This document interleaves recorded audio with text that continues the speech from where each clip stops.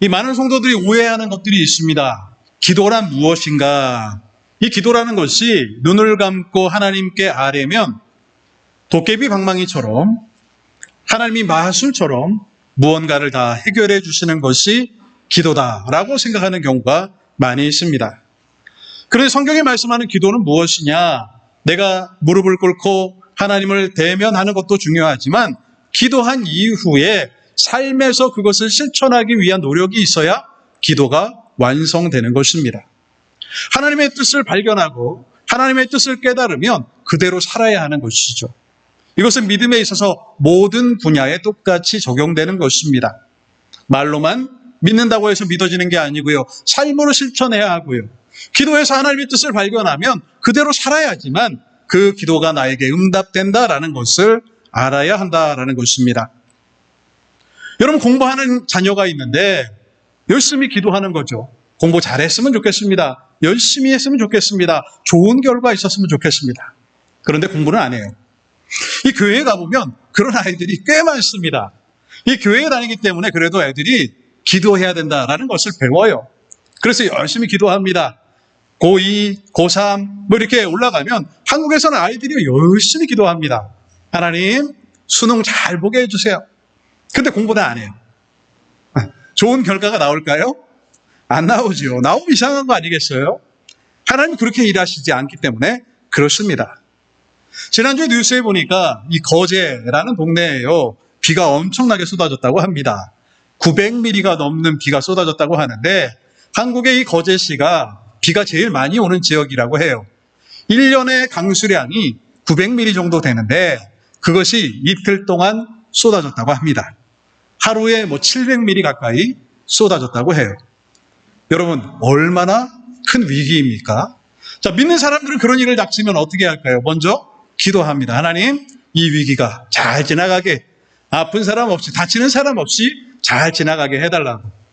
그리고 눈을 뜨면 어떻게 해야 되겠습니까? 양동이를 들고 물을 퍼내야죠. 그렇죠? 그런데 여러분, 우리 집이 지금 잠겼는데 열심히 기도합니다. 하나님, 이 물이 다 빨리 물러가게 해달라. 아침에 일어났는데 어떻게 되겠습니까? 똑같잖아요. 똑같아요. 내가 물을 퍼내지 않으면 그 물은 그대로 있는 것입니다. 여러분, 기도라는 것은 그냥 말로 때우는 것이 아닙니다. 내가 말했기 때문에 하나님이 알아서 역사하시겠지. 하나님이 능력의 하나님이신데 당연히 이 물쯤은 다 없애주시겠지라고 생각하면 큰 오해가 있다라는 것입니다. 출애굽기 14장에 보면 이스라엘 백성들이 홍해와 애굽 군대 사이에서 대치하게 됩니다. 이제 우리가 죽게 되는 그 순간에 모세가 어떻게 합니까? 하나님께 부르짖어 기도하게 됩니다. 그 기도하니까 하나님의 응답이요, 어떻게 이루어집니까? 우리의 생각과는 전혀 다르게 나타나요. 출애굽기 14장 15절 말씀에 보면 여호와께서 모세에게 이르시되 너는 어찌하여 내게 부르짖느냐? 이스라엘 자손에게 명령하여 앞으로 나아가게 하고 라고 말씀하고 있습니다. 지금 급하니까 기도하잖아요. 그런데 하나님께서 뭐라고 말씀하시느냐? 기도했으면 나아가라는 것이에요. 이 홍해를 건너려면 어떻게 해야 됩니까? 기도하고 하나님, 빨리 이 홍해가 갈라지게 해주세요 하고 기다리는 것이 아니라 법궤를 짊어지고 온 백성들이 줄을 서고 어떻게 해야 돼요? 홍해로 뛰어들어야 합니다. 모세의 지팡이의 움직임에 따라서 백성들이 발을 띄어야 돼요. 그때 비로소 홍해는 갈라지는 것입니다. 여러분, 여리고성 전투를 생각해 보십시오. 여리고성 전투는 어떻게 이루어집니까? 매일 하루에 한 바퀴씩 도는 거죠. 한 바퀴 한 바퀴 돕니다. 여러분, 이게 무슨 행위겠어요? 기도의 행위입니다. 하나님이 역사하시도록 기도하는 행위예요. 백성들이 아무 생각 없이 하나님의 명령에 따라 돌고 도는 것 같지만 기도가 어떻게 되는 것입니까? 쌓여가는 것이죠. 그 기도가 쌓여가는데 도는 행동을 통하여서 쌓여지는 것이고요. 마지막 순간에 어떻게 됩니까? 여리고성이 무너지게 되었다라는 것입니다. 지난주 우리는 1장에서 예루살렘이 잿더미가 됐다는 소식을 느헤미야가 듣고 통곡하는 장면을 보았습니다. 거룩한 애통이 있었죠. 느헤미야가 만약 하나님, 저 성벽을 세워주옵소서. 너무나도 마음이 아프고 힘듭니다라고 계속 애통만 하고 계속 금식만 했다면 어떻을까요? 그는 그냥 감수성이 예민한, 감정이 풍부한 애국자에 끝나고 말았을 것입니다. 그런데 느헤미야는 어떻게 하느냐? 열심히 부르짖었고 하나님의 도우심을 구했으니까 이제 어떻게 합니까? 자신이 가서 그 성벽을 쌓아 올리려고 합니다. 말로만 하는 기도가 아니라 그 기도가 이루어질 수 있도록, 그 기도가 나를 통하여서 하나님의 역사하심으로 나타날 수 있도록 직접 내가 가겠다라는 마음을 가지고 있었다라는 것입니다. 무너진 성벽이 있으면 하나님께 기도해야죠. 우리의 삶 가운데에서도 무언가 무너질 수가 있고요. 내 마음 가운데 상처가 있을 수 있고요. 질병이 있을 수 있고 어려운 무언가가 넘어져 있을 수도 있습니다. 그때 하나님 앞에 엎드려 기도하며 눈물을 흘렸다면 이제는 어떻게 해야 됩니까? 그것을 쌓아 올려야 돼요. 회복해야 합니다. 내가 적극적으로 나서서 하나님의 뜻을 이루기 위해 애써야만 한다라는 것입니다. 오늘 본문의 말씀은 느헤미야가 바로 애쓰기 시작하는 장면을 기록하고 있습니다. 바라기는요, 오늘 이 말씀을 통하여서 우리의 삶에도 무엇인가 무너진 것들이 있을 수 있는데요. 그것이 관계일 수도 있고 그것이 내 삶의 터전일 수도 있고 여러 가지 어려움들이 각각의 형편에 따라 있을 수 있더라도 하나님께 기도하고 또 눈물을 흘려 기도하며 그 다음에는 성벽을 다시금 쌓아 올리는 귀한 삶으로 나아가시는 우리 성도님들이 되시기를 간절히 바랍니다. 먼저 오늘 이 말씀을 통해서 우리가 배울 수 있는 중요한 한 가지는 기도는 축적하는 것이다, 쌓아놓는 것이다 라는 것을 배우게 됩니다. 우리는 흔히 기도하면 응답된다, 기도가 빨리 응답되었으면 좋겠어요. 그렇지 않습니까? 우리는 성격이 급하잖아요. 무언가를 하면 금방 응답이 있었으면 좋겠다라는 생각을 합니다. 미국에 와서 배울 수 있었던 중요한 한 가지가 무엇이냐 하면 기다리는 거더라고요. 기다리는 거. 제가 미국에 처음 왔을 때만 해도 DMB 예약 이런 거 없었어요. 인터넷 그런 거 없었습니다. 물론 우리 성도님들이 오셨을 때랑은 또 제가 왔을 때는 다른 시대지요. 저는 아주 발전한 다음에 왔지만 근데 그때만 해도요. 한 15년, 16년 정도 됐는데 그때만 해도 DMB 가면 그냥 기다리는 거예요. 아침에 8시에 문을 여니까 제가 일찍 가야 된다는 이야기를 듣고 7시에 갔습니다. 갔더니 줄이 그냥 4시간을 서 있으니까 제 차례가 오더라고요. 와, 이게 DMB구나. 여기서 기다린다는 걸 처음 배웠습니다. 이 사람들이요, 불평을 안 해요. 한국 같으면 난리가 났을 겁니다. 왜 빨리 안 해주냐고 소리 지르고 막 화를 낼 텐데 그 누구도 불평하지 않고 4시간 동안 거기에 서 있습니다. 스마트폰이 없는 시대잖아요. 인터넷도 안 됩니다. 그냥 서 있는 거예요. 이렇게 그냥. 다 겪어보셨죠? 우리 다 그런 시대를 살았으니까. 이 기다린다라는 것이요, 매우 어려운 일입니다. 우리 같이 또 성격 급한 사람들. 제가 살던 동네가 그 라크레센터라는 동네였는데 거기는 알미니안들이 또 많이 살아요. 한국 사람보다 더 급한 사람들이 알미니안이다. 이렇게 또 이야기를 하더라고요. 그 사람들도 아주 성격이 보통이 아닙니다. 기다리는 걸 못해요. 그냥 빵빵만 난리 납니다. 한국 사람하고 알미니아하고 섞이면 어떻게 되겠습니까? 전쟁터죠. 기다리는 게 중요해요. 그럼 그냥 기다리느냐? 아니죠. 기도로 쌓아놓으면서 기다려야 한다는 것입니다. 오늘 보면 1절 말씀에 보니까요, 아주 중요한 시간의 흐름에 대해서 말씀하는데 1절 말씀에 아닥사스다 왕 제20년 니산월에 왕 앞에 포도주가 있기로 내가 그 포도주를 왕에게 드렸는데 이전에는 내가 왕 앞에서 수심이 없었더니 라고 시작합니다. 저는 여기서 니산월에 주목해 보려고 해요. 1장에서 무엇을 이야기했냐면 기스르월이다 라고 이야기했습니다. 그때는 태양력으로 따지면 11월에서 12월 정도 되는 때, 지금은 니산월인데 이것은 3월에서 4월 정도 되는 시기입니다. 정리하면 4개월 정도 시간이 지금 지난 거죠. 어떤 일이 있은 다음에요? 이 예루살렘이 다 무너졌다는 것을 들은 이후에 눈물을 흘려 하나님께 기도한 이후에 4개월의 시간이 지났습니다. 보통 사람들은 어떻게 할까요? 우리 한국 사람 같으면 그럴 거예요. 눈물을 흘려 기도하고 거룩함이 막 내 안에 타오르게 되면 어떻게 합니까? 사표를 집어 던지고 왕이시여 저는 예루살렘에 돌아가서 성벽을 재건하겠습니다 라고 하지 않았겠습니까? 그런데 4개월 동안 아무것도 기록이 없어요. 느헤미야는 뭘 했을까요? 그냥 가만히 있었을까요? 잊어버리고 에이 그때는 그랬지만 뭐 어떻게 하겠어 하면서 그냥 밥 잘 먹고 지냈을까요? 아마 느헤미야는 계속해서 기도를 쌓아 올렸을 겁니다. 이 이후에 보면 그 내용이 잘 나와요. 여튼간에 4개월의 시간 동안 기다리고 채우고 기다리고 기도하고 계속해서 쌓아 올리게 됩니다. 그러던 어느 날 결정적인 기회가 찾아와요. 오늘 보면 2절과 3절 말씀에 보면 왕이 내게 이르시되 내가 병이 없거늘 어찌하여 얼굴에 수심이 있느냐 이는 필연 내 마음에 근심이 있으름이로다 하더라. 그때 내가 크게 두려워하여 왕께 대답하되 왕은 만세수를 하옵소서. 내 조상들의 묘실이 있는 성읍이 이제까지 황폐하고 성문이 불타싸우니 내가 어찌 얼굴에 수심이 없사오리까 하니 라고 말씀하고 있습니다. 이 느헤미야의 얼굴에 수심이 있었다라고 말씀하고 있습니다. 그런데 이 느헤미야의 마음이 어땠냐 하면 수심이 있는 것을 들키자마자 크게 두려워했다라고 말씀하고 있습니다. 느헤미야는 술 맡은 관원장이었죠. 왕의 지근거리에서 왕의 명령을 수행하는 사람, 왕이 먹을 것들을 책임지는 핵심 중에 핵심 참모였습니다.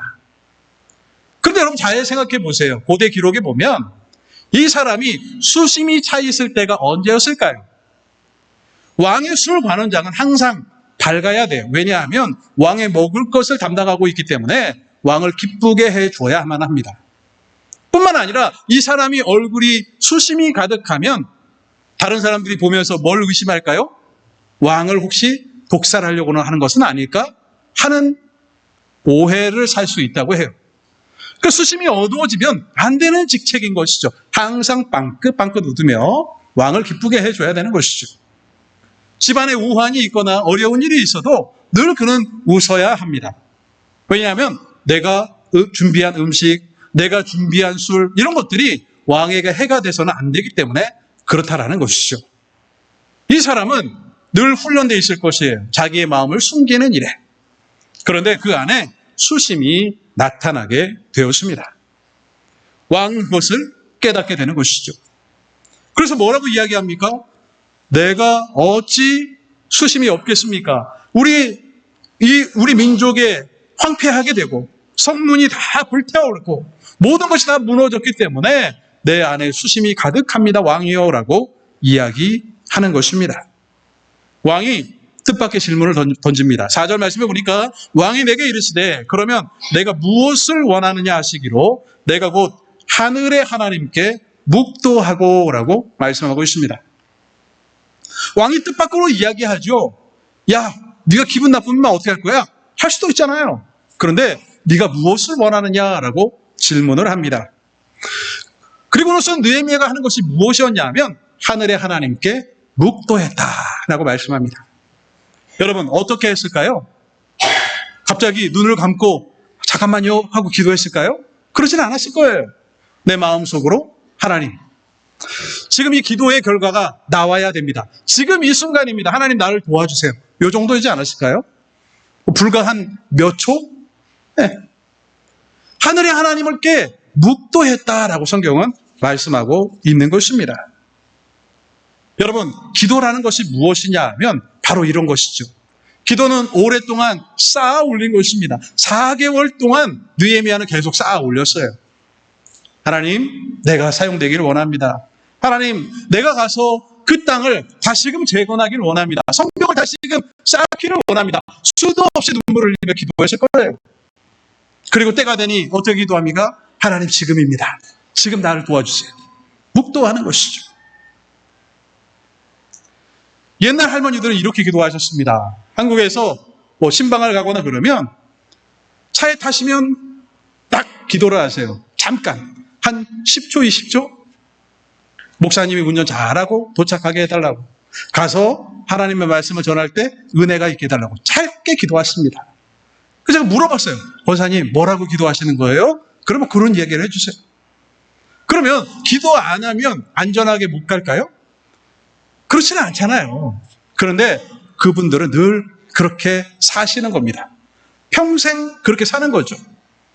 잠깐 묵도하는 게 그분들에게 있어서는 하나님과 동행하는 것을 드러내는 것이에요. 내가 오늘도 하나님과 함께 이 길을 걸어갑니다.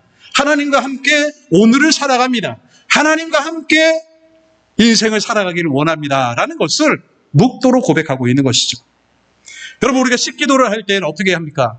식기도 할 때마다 하늘의 하나님이시여, 오늘도 내가 이 식탁을 대하며 온 세상과 만국을 위해 기도합니다. 뭐 이렇게 기도 안 하잖아요. 하나님, 오늘도 감사합니다.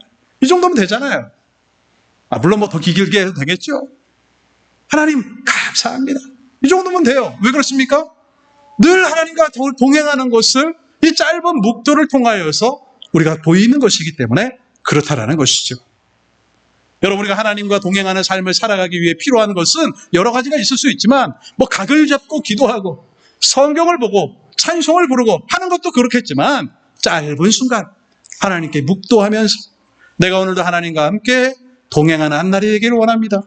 내가 지금 가는 이 길이 주님과 함께 가는 길이 되기를 원합니다 하는 짧은 한마디가 내 신앙과 내 삶을 바꾸어 나갈 수 있다라는 것입니다. 자, 이 말씀을 기억하시면서 느헤미야 같이 삶에서 늘 묵도함으로 하나님과 동행하는 삶을 살아가시는 우리 성도님들이 되시기를 간절히 바랍니다.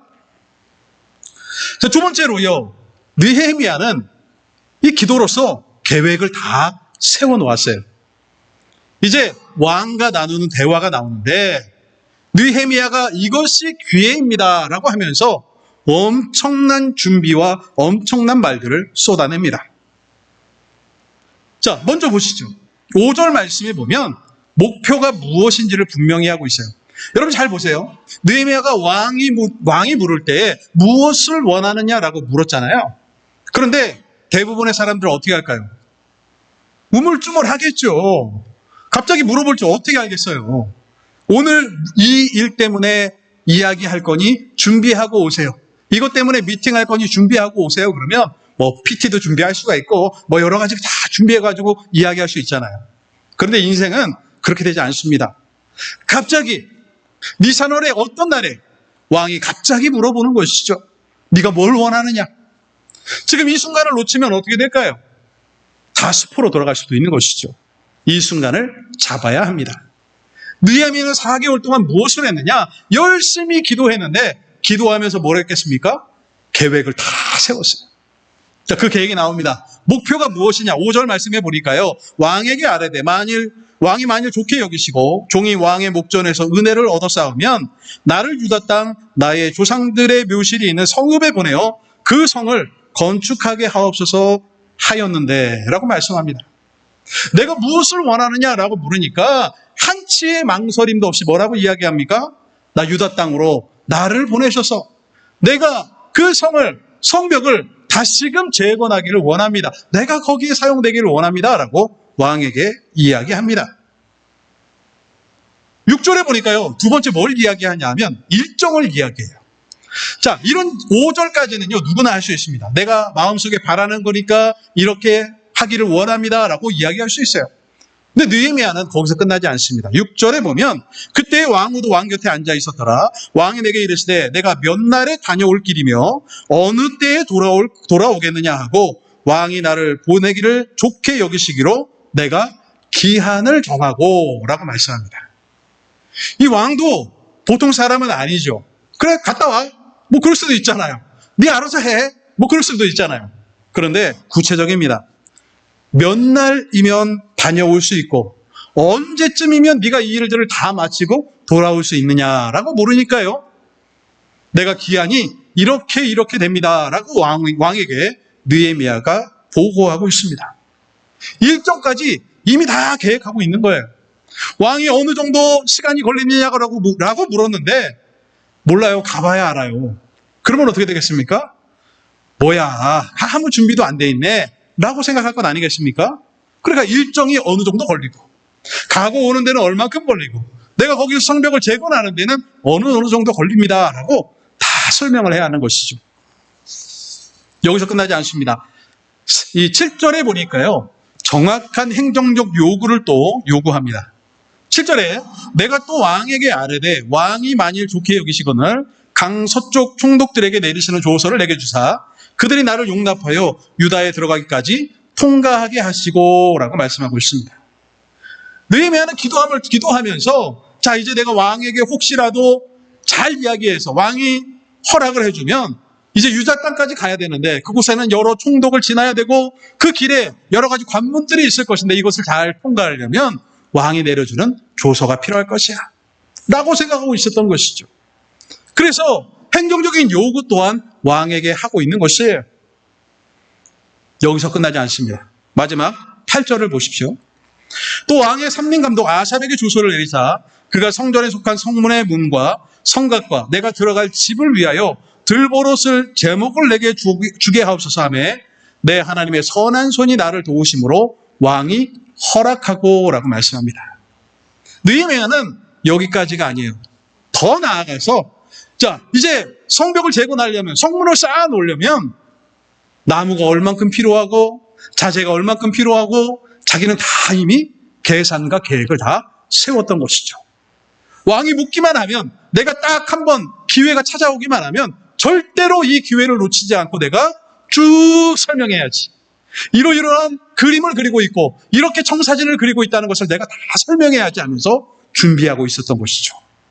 그러니 니산월 어느 날이 되자 왕이 물으시되 엄청난 계획들을 쏟아내고 있는 것입니다.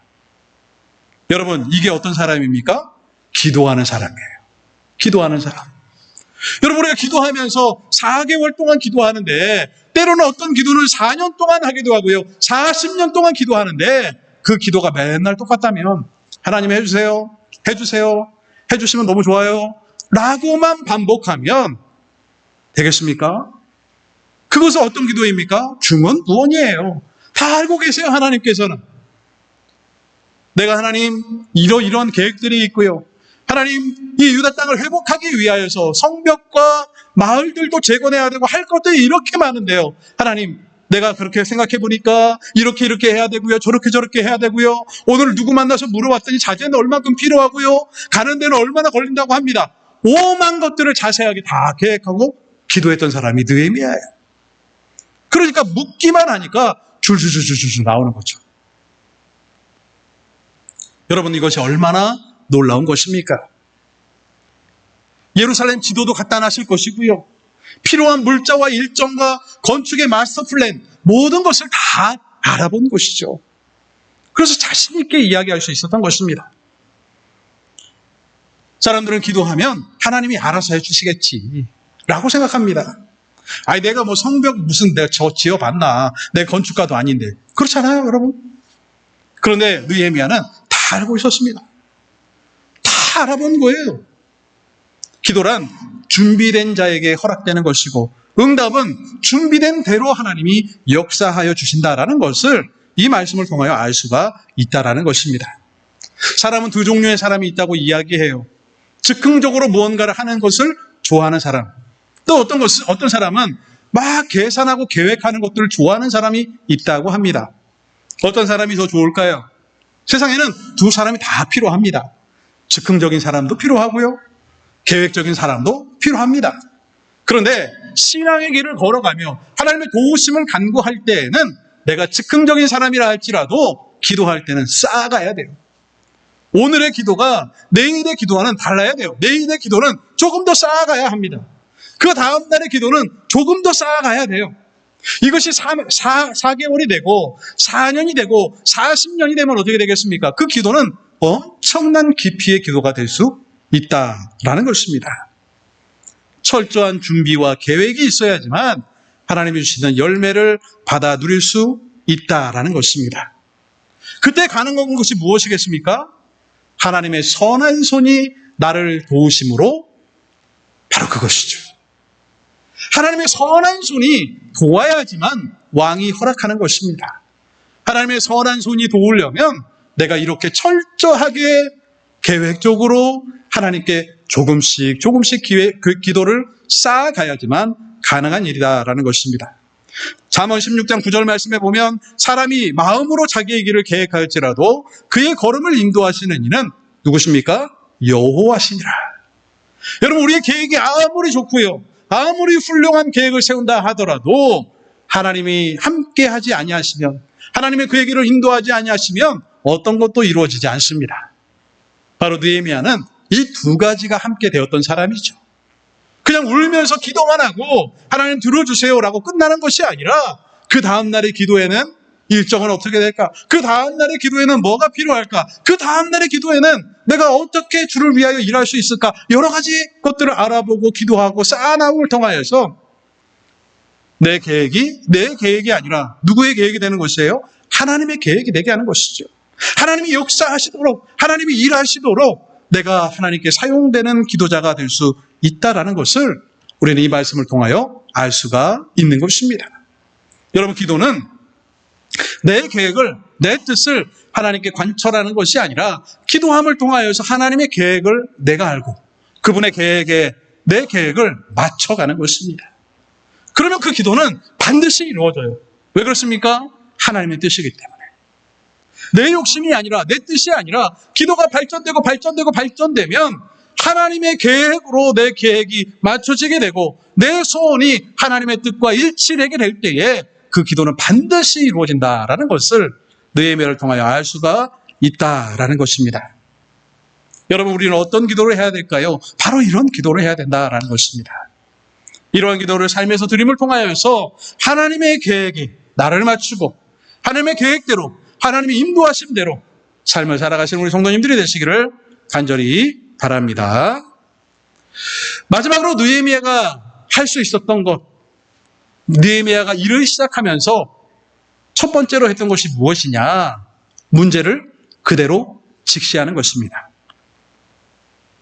사람들은요, 문제를 보는 것을 싫어해요.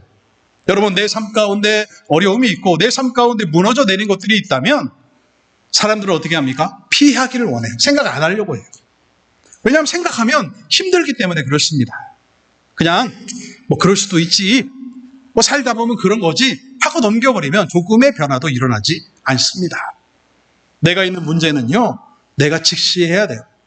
내 성격적으로 문제가 있거나 내 마음에 문제가 있거나 그러면 내가 그것을 직시해야 돼요. 그 문제를 직시하지 않으면 어떤 것도 변하지 않고 발전할 수 없다라는 것이죠. 우여곡절 끝에 느헤미야는 이제 유다의 예루살렘에 도착하게 됩니다. 처음 도착하면 여러분 어떻게 할까요? 사람들을 다 모으고 내가 왕의 명령에 따라 이제 이 성벽을 재건할 것인데, 여러분 이 말을 잘 듣고 우리 모두 힘을 합해서 성벽을 재건합시다, 그렇게 얘기해야 되지 않겠어요? 그런데 느헤미야는 3일 동안 아무것도 하지 않습니다. 그리고 조용히 머물어요. 밤이 깊은 이후에 소수의 사람들만 내고 밖으로 나갑니다. 오늘 보면 12절과 13절에 보니까 이렇게 말씀합니다. 내 하나님께서 예루살렘을 위해 무엇을 할 것인지 내 마음에 주신 것을 내가 아무에게도 말하지 아니하고 밤에 일어나 몇몇 사람과 함께 나갈새 내가 탄 짐승 외에는 다른 짐승이 없더라. 그 밤에 골짜기 문으로 나가서 용정으로 본문에 이르는 동안에 보니 예루살렘 성벽이 다 무너졌고 성문은 불탔더라. 느헤미야가 왜 아무에게도 이야기하지 않았을까요? 언젠가는 이야기하고 공개해야 될 것인데 현실을 직시하기 원했던 것이죠. 내가 먼저 나서서 자, 이제 우리가 해야 됩니다 하면 어떤 사람들이 생길까요? 굽신굽신거리고 아부하면서 막 긍정적인 이야기를 하면서 느헤미야에게 잘 보이려고 하는 사람이 얼마나 많겠어요. 그러다 보면 내가 직접 파악하지 않으면 다른 사람의 감언 이설에 속아서 어떤 일이 벌어지는지도 모른 채 실패할 수도 있다라는 것입니다. 그래서 그는 조용히 가서 모든 것을 다 지켜봅니다. 이 현실을 보니까 어떻습니까? 너무나도 참담한 것이에요. 그 상황을 어떻게 묘사하느냐, 14절 말씀해 보니까 앞으로 나가서 성문과 왕의 못에 이르러서는 탄 짐승이 지나갈 곳이 없는지라. 왕이 있었던 자리까지 가보니까 그 무너짐이 너무나도 심하여서 말을 탔는지 나귀를 탔는지 알 수는 없지만 그 탄 것이 지나가는 그 작은 공간도 없었다. 완전히 무너졌구나라는 것을 발견하게 되었다라는 것입니다. 여러분, 우리 삶에도 여러 가지 문제가 있을 수 있고요. 내 마음에도 문제가 있을 수 있고 여러 가지 어려움들이 있기 마련입니다. 인생은 늘 어려움이 있어요. 내 마음도 늘 어려움이 있습니다. 여러분, 그것을 직시하셔야 돼요. 다른 사람의 이야기를 듣기 전에 먼저 내가 나를 잘 봐야 합니다. 그 문제의 본질을 파악하는 것이 중요해요. 대부분의 사람들은 피하려고 합니다. 어려움이 있어서 이 무언가 도움을 주고 싶어 하면 사람들은 대부분 이렇게 이야기해요. 그냥 요즘 힘들어서 기도를 좀 쉬고 있을 뿐이에요. 그냥 교회 안 나가는 이유가 요즘 좀 피곤하고 힘들어서 잠깐 쉬는 중이에요. 그렇게 그냥 넘어가 버리려고만 합니다. 그런데 그러면 아무것도 이루어지지 않는다라는 것입니다. 우리는 그 문제를 직시해야 되고요. 내가 그 문제를 해결하기 위하여서 애쓰고 노력해야 됩니다. 일하지 않으면, 움직이지 않으면 아무것도 이루어지지 않는다라는 것을 느헤미야가 잘 보여주고 있는 것입니다. 야고보서 1장 23절과 24절 말씀에 보면 누구든지 말씀을 듣고 행하지 아니하면 그런 거울로 자기의 생긴 얼굴을 보는 사람과 같아서 제 자신을 보고 가서 그 모습이 어떠했는지를 곧 잊어버리거니와. 제대로 직시하지 않으면 그냥 잊어버릴 수밖에 없다라는 것이에요. 변화가 생기기도 어렵고 바뀌는 것도 없고 아무것도 이루어지는 것이 없다라는 것입니다. 느헤미야는 이 모든 과정을 거친 이후에 백성들을 다 모아놓고 역사적인 재건을 선포합니다.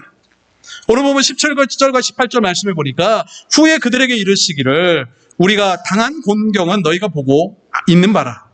예루살렘이 황폐하고 성문이 불탔으니 자 예루살렘 성을 건축하여 다시 수치를 당하지 말자 하고 또 그들에게 하나님의 선한 손이 나를 도우신 일과 왕이 내게 이런 말씀을 전하였더니 그들의 말이 일어나 건축하자 하고 모두 힘을 내어 이 선한 일을 하려 하매라고 말씀하고 있습니다. 오늘 본문인 느헤미야 2장이 시작될 때를 기억해 보십시오. 니산월의 어느 날 왕 앞에 서 있던 느헤미야였습니다. 이제 느헤미야 2장이 다 끝나가는 순간이 되니 어떻게 바뀌었습니까? 온 백성들이 함께 성을 건축하자 하고 모두 힘을 내어 선한 일을 하려고 시작하게 되었다. 이렇게 말씀하고 있습니다. 여러분, 이 모든 변화, 이 모든 말씀, 능력, 일은 어디서 온 것입니까? 느헤미야의 기도에서 출발했다라는 것이죠. 그 눈물의 기도가 4개월 동안 쌓이고 준비되어서 왕을 만난 이후에 엄청난 변화와 이야기들이 오가게 되고 실제로 느헤미야는 이제 유다 땅에 도착하여 백성들과 함께 선한 일을 할 준비가 되게 되었다라는 것입니다. 짧은 한 장의 말씀이지만 엄청난 사건과 엄청난 시간의 흐름과 변화가 나타난 것을 보게 됩니다. 여러분, 하나님이 다 알아서 해주시겠지라는 것은 기도가 아닙니다. 기도해놓고 알아서 해주시겠지라고 하면 그냥 감정적으로 던져놓는 것밖에 안 돼요. 그런데 많은 사람들이 기도하면 기도를 잊어버립니다. 내가 뭘 기도했는지도 기억이 안 나요. 시간이 지나면 그때 기도했었나? 그때 뭘 기도했을까? 10년 전에 내가 어떤 기도를 하며 살았지? 아무도 기억하지 않습니다. 심지어 10년의 시간이 지나서 응답이 이루어졌는데도 불구하고 그게 응답인지도 몰라요. 여러분, 그러면 내 삶에 기쁨이 없잖아요. 믿음으로 살아가면서 응답이 있으면 여러분 얼마나 기쁘고 행복합니까?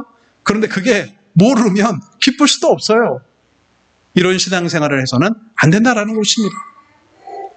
기도라는 것은 기도하고 내가 어떤 기도를 했는지도 알아야 하고요. 하나님이 어떻게 응답하셔야 되는지, 하나님이 어떻게 나를 통해서 일하실지를 기대해야 되고요. 하루하루를 쌓아가야 합니다. 그리고 때가 되면 하나님이 역사하시고 하나님의 뜻이 나를 통하여 이루어질 때 감격하며 즐거워하며 감사할 수 있는 것이 기도다라는 것입니다. 오늘 이 말씀을 기억하시면서 우리도 이러한 기도를 하며 살아가기를 원합니다. 참 기도가 무엇인지 깨달아 알고 그 말씀대로 삶에서 열심히 기도하여서 또 때로는 짧은 순간에 묵도도 하고 주님과 함께 동행함으로 응답이 있는 신앙생활, 응답을 통하여서 변화되는 믿음의 삶으로 나아가시는 우리 성도님들이 되시기를 주님의 이름으로 축원을 드립니다. 기도하겠습니다. 사랑해 주 아버지 하나님, 은혜를 감사합니다. 느헤미야가 지난주에는 그 동족들의 아픔을 바라보며 울며 기도했고, 또 4개월의 시간 동안 열심히 기도하며 계획하며 하나님을 은혜를 바라보았더니 하나님의 응답으로 말미암아 이제 역사가 시작되게 되는 그 순간까지 왔음을 보게 됩니다. 어쩌면 이것이 성화되어 가는, 하나님을 닮아가는 신앙인의 모습이 아닌가 생각해 보게 됩니다. 하나님, 우리 가운데에서도 이러한 신앙의 변화가 일어나게 하시고, 기도하고 던져놓는 것이 아니라 기도했기에 하나님의 도우심을 바라보며 주를 위해 헌신하며 충성하며 삶으로 증명하는 믿음의 성도들 다 될 수 있도록 축복하여 주시옵소서. 감사를 드리며 예수님의 이름으로 기도하옵나이다. 아멘.